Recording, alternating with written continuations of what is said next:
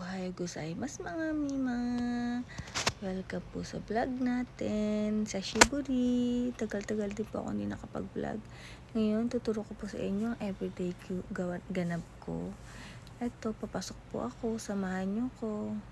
Everyday ko, sumasaya ako ng tren. Ito po yung tinatawag na JR line. Ito ang unang-una kong sinasakyan. Tara, pasok na po tayo. Pakita ko po sa inyo sa loob. Ito ang loob ng JR Lines. Kita nyo, sa taas po to.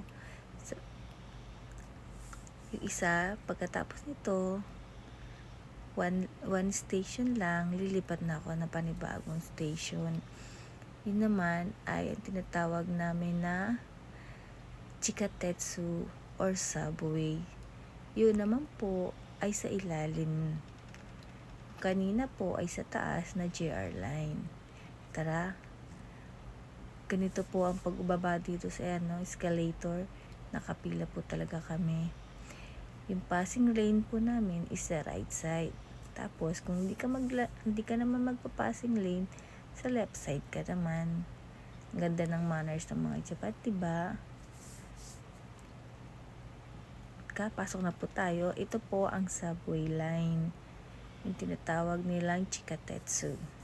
Dito naman po ako lumilipat. Bali, pagpapasok ko sa everyday, two train po ang ginagamit, sinasakyan ko. Isang JR line at saka isang Chikatetsu. Tara, elevator po tayo para mas mabilis, para pagbaba ko, sakaya na ng train.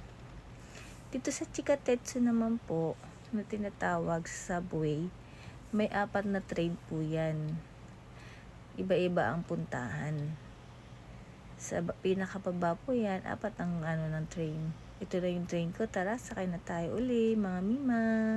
Samahan nyo ako.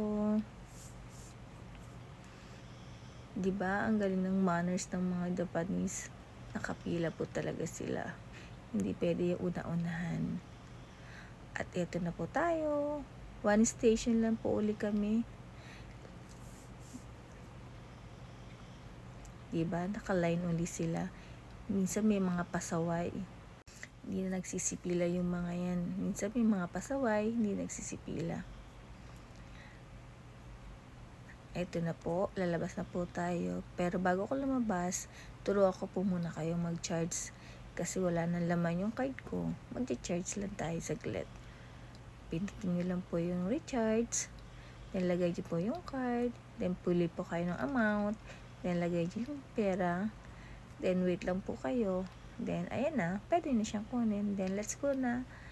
Paano?